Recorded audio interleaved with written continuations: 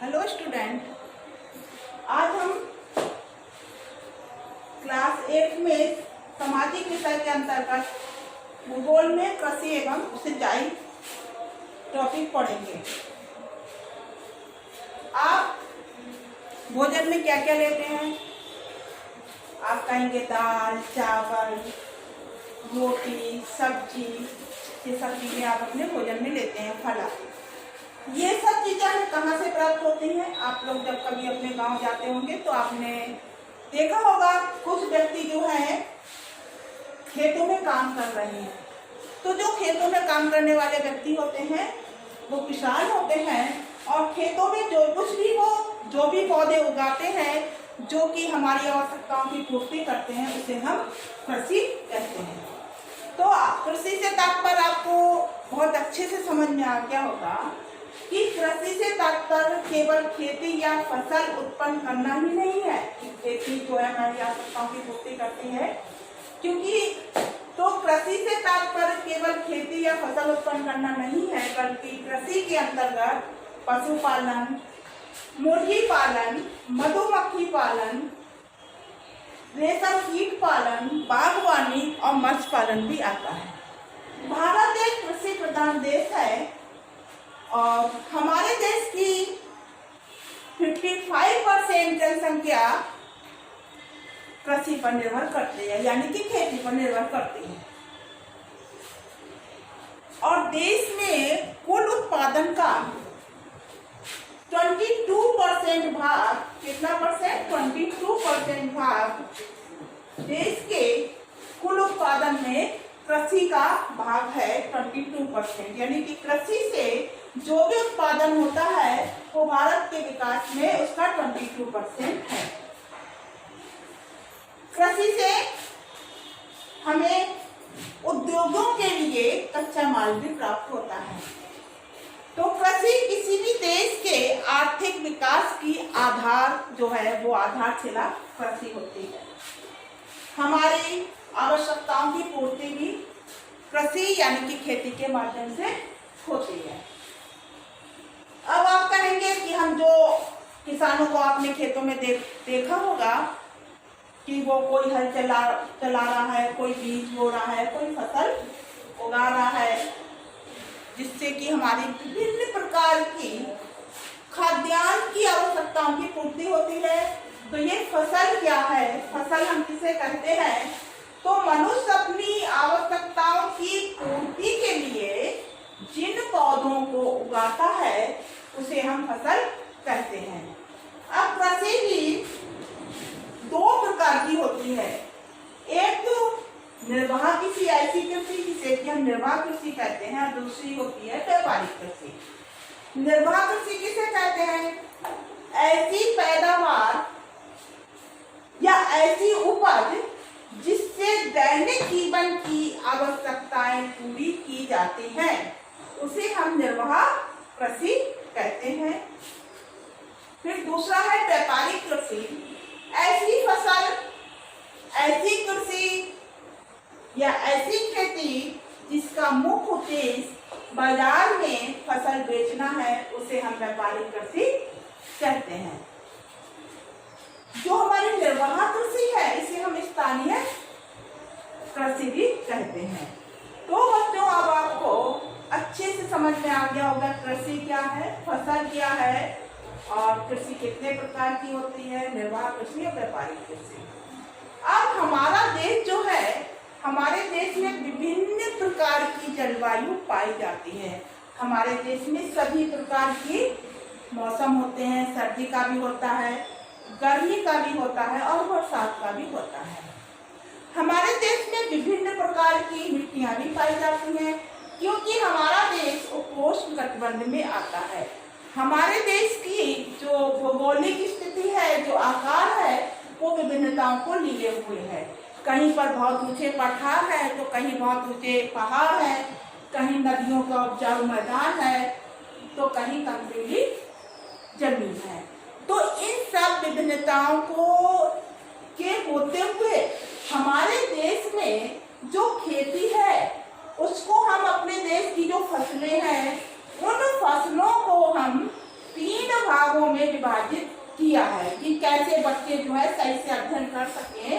तो जितनी भी हमारे देश की मिट्टी में जितनी विभिन्नता पाई जाती है, मौसम में जितनी विभिन्नताएं पाई जाती हैं, उन विभिन्नताओं में जितने प्रकार की फसल पैदा होती है उन सभी फसलों को 3 वर्गों में विभाजित किया है। पहली फसलें होती हैं खाद्यान्न फसलें। खाद्यान्न शब्द से जैसा कि तात्पर्य ही स्पष्ट होता है कि ऐसी फसलें जो कि खाने के लिए उपयोग में आती है। ठीक है, तो दैनिक जीवन में खाने के लिए उपयोग आने वाली जितनी भी फसलें हैं वो सब खाद्यान्न फसलें होती हैं। जैसे उदाहरण के लिए कुछ उदाहरण हम आपके सामने देते हैं। गेहूं हमारे दैनिक जीवन में बहुत आवश्यक है। गेहूं से क्या है, अधिकतर सभी व्यक्तियों के भोजन में गेहूं का प्रमुख स्थान होता है, क्योंकि रोटी तो सभी व्यक्ति खाते हैं ना। तो गेहूं, चावल, जौ, चना, दालें, ज्वार, बाजरा आदि, ये जितनी भी खाद्यान्न फसलें हमने यहाँ पर कुछ फसलों के नाम लिखे हैं। ये सब खाद्यान्न फसलें कहलाती हैं। फिर है नकदी फसलें। ऐसी फसलें जिनको हम व्यापार यानी कि बाजार में बेचकर हमें उसके नगद पैसे सरकार के द्वारा प्राप्त होते हैं। सरकार हमें नगद पैसे उन फसलों के बदले में देती है। उन फसलों को नकदी फसलें कहते हैं। जैसे गन्ना से क्या बनता है, चीनी बनती है, गुड़ बनता है, ये सब गन्ने से बनते हैं। तो गन्ना जो है एक नकदी फसल है, क्योंकि जो चीनी की मिलें होती है सरकार के द्वारा गन्ना वहाँ पर भेजा जाता है और उसकी रकम जो है, जो मूल्य होता है वो सरकार के द्वारा सभी किसानों के खातों में पहुंच जाता है, इसलिए ये नकदी फसल है। तो नकदी फसलों में गन्ना, कपास, जूट, तंबाकू, तिलहन आदि आते हैं। तीसरी प्रकार की जो फसल है जो कि हमने मौसम के मिट्टी के आधार पर रखी है वो है पेय और पकानी फसलें। पेय फसलें, पेय से ही, जैसे कि पेय शब्द से ही स्पष्ट होता है, यानी कि पीने वाले। हम क्या क्या अपने डेली लाइफ में सुबह उठते हैं तो क्या पीते हैं, आजकल फैशन है कि हम चाय पीते हैं, कॉफी पीते हैं। ठीक है, तो पेय फसलों में चाय, कहवा, रबर, गरम मसाले आदि आते हैं। अब ये फसलें तो हो गई मिट्टी के प्रकार के आधार पर। फसलें हमारी 3 प्रकार की होती हैं, खाद्यान्न फसलें, नकदी फसलें और पेय या पकानी फसलें। अब मौसम हमारे यहाँ सभी प्रकार का मौसम है, सर्दी, गर्मी, बरसात। ठीक है, 6 प्रकार की ऋतुएं पाई जाती हैं। तो ऋतुओं के आधार पर भी फसलों को 3 भागों में बांटा गया है। पहला है आपकी रबी की फसल, दूसरा है खरीफ की फसल और तीसरा है जायद की फसल। अब रबी की फसल जो है वो शीत ऋतु के प्रारंभ में, यानी कि ऋतु के अनुसार है ना ये फसलें, तो रबी की फसल शीत ऋतु के प्रारंभ में ये फसलें बोई जाती हैं और गर्मी की ऋतु के प्रारंभ में इन फसलों को काट लिया जाता है। इन फसलों के अंतर्गत गेहूं आता है। गेहूं, जौ, मटर, चना, दालें आदि ये सब रबी की फसल के अंतर्गत किसान अपने खेतों में उत्पन्न करते हैं। दूसरी आती है खरीफ की फसल।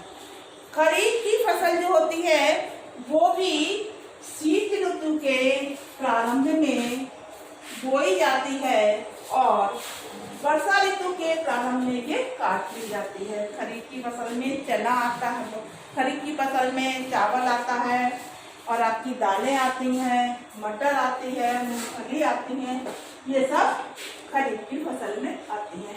जायद की फसल ये वर्षा ऋतु में होती है। इसमें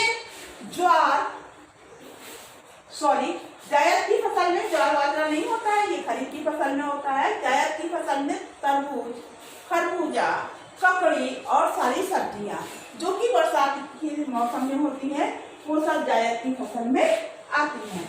तो हमारे देश की जो प्रमुख फसलें हैं वो है गेहूं। सबसे पहले चावल आता है, फिर गेहूं, गन्ना, कपास, जूट और मूंगफली और तिलहन, ये हमारे देश की मुख्य उपज है।